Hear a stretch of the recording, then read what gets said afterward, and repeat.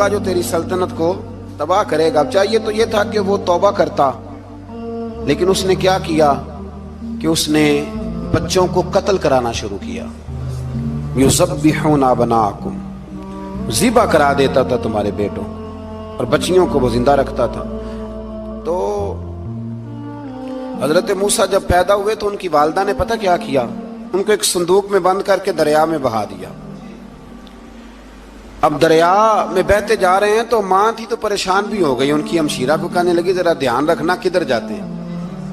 حضرت موسیٰ علیہ السلام دریا میں بہتے بہتے نا، فرعون نے نا دریا کے کنارے مکان بنایا ہوا تھا۔ آپ کو پتہ ہے بادشاہوں کا ذوق ہوتا ہے، آج کل ہمارے جو حکمران ہیں انہوں نے اس کا نام فارم ہاؤس رکھا ہوا ہے، میرا فارم ہاؤس، اور پرانے زمانے میں لوگ ڈیرا کہتے تھے۔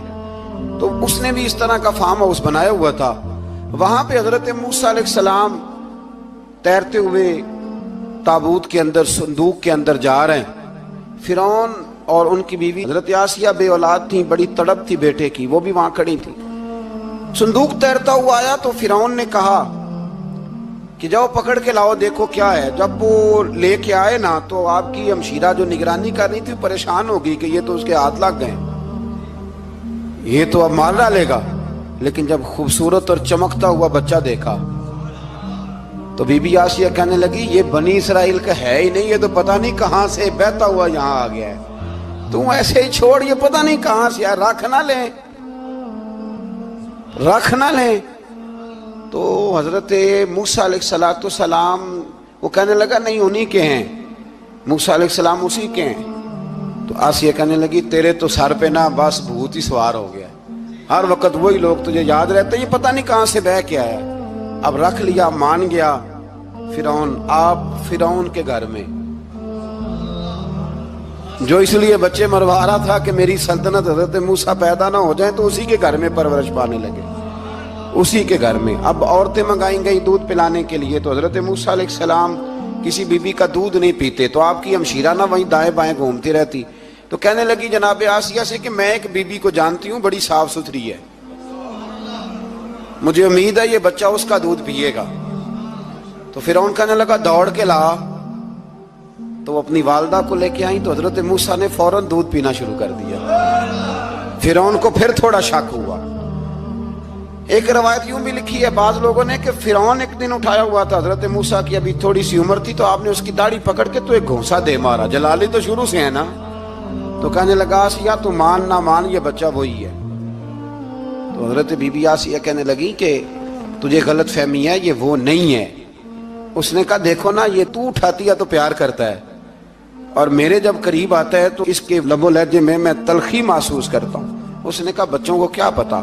خیر ایک طرف اس نے کھانے پینے کی چیزیں رکھ دی، ایک طرف انگارے رکھ دیے، وہ بھی حضرت آسیہ کہتی ہیں کہ تجھے سمجھ آئے بچے بچے ہوتے ہیں۔ حضرت موسیٰ بچے تو تھے پر تھے تو اللہ کے نبی نا، اللہ کے نبی تھے۔ جب اس نے کہا نا یہ بچے ہیں، تو حضرت موسیٰ علیہ السلام بجائے انگاروں کی طرف جانے کے، نبی تھے وہ سیدھے کھانے پینے والی چیزوں کی طرف بڑھنے لگے۔ فرعون کہنے لگا اب بتا۔ اللہ تعالیٰ نے حضرت جبریل کو بھیجا، انہوں نے کہا ادھر نہیں جانا آپ ادھر جائیے۔ تو آپ آگ کی طرف گئے اور ایک کوئلہ اٹھا کے زبان پہ رکھ لیا۔ تو آسیہ کہنے لگی سمجھ آئی، بچے کو کیا پتا کدھر جانا ہے کدھر نہیں جانا، اگر وہ اتنا ہی خیال ہوتا وہی بچہ ہوتا تو آگ۔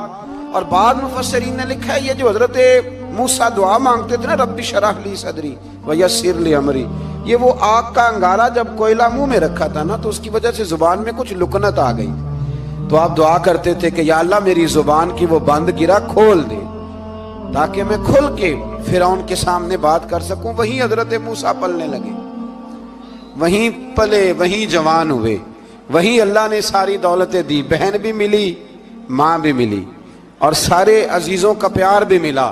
اسی گھر کے اندر اللہ نے پرورش کر کے فرعون کے ظلم سے بنی اسرائیل کو نجات عطا فرمائی۔ موسیٰ بھی فرعون کے گھر میں پلنے لگے، اور جب جوان ہو گئے تو فرعون کے ہاں جو ظلم ہوتا تھا حضرت موسیٰ اس پر بول پڑتے تھے، جلال فرماتے۔ تو فرعون پھر ناراض رہنے لگا، یہاں تک کہ اس نے آپ کو نکال دیا، آپ تشریف لے گئے وہاں سے۔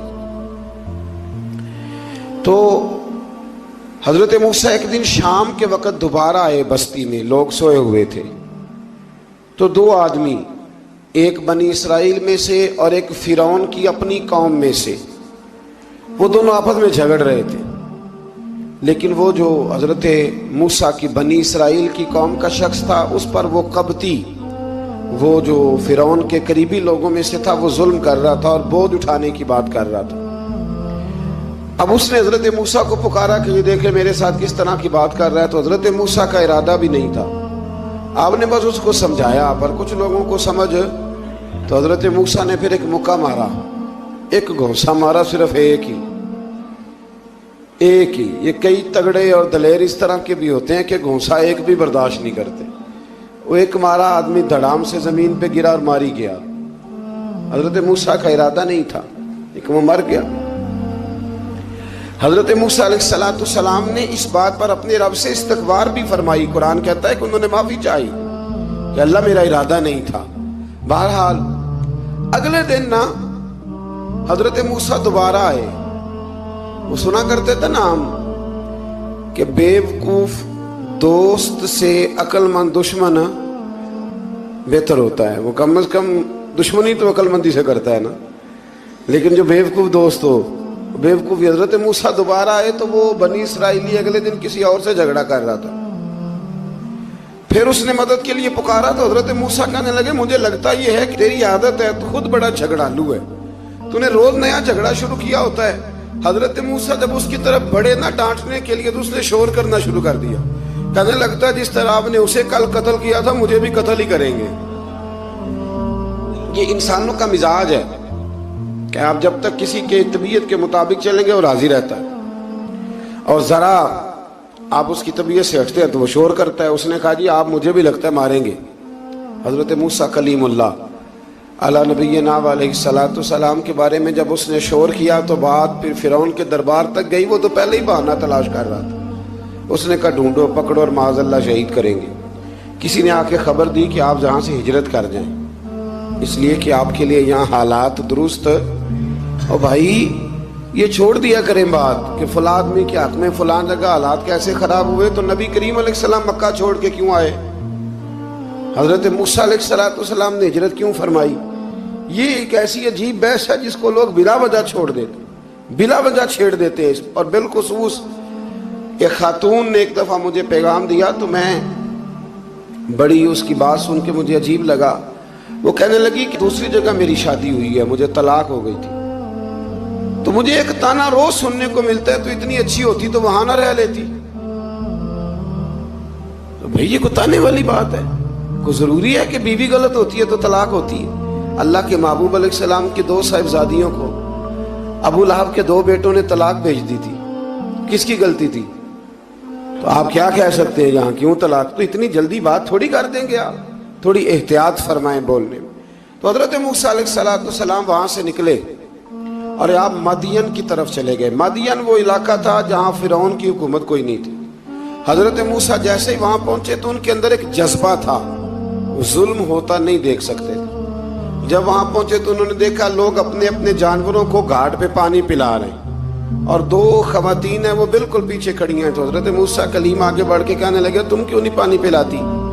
تو وہ کہنے لگی ہمارا بھائی کوئی نہیں، باپ ہمارا بوڑھا ہے۔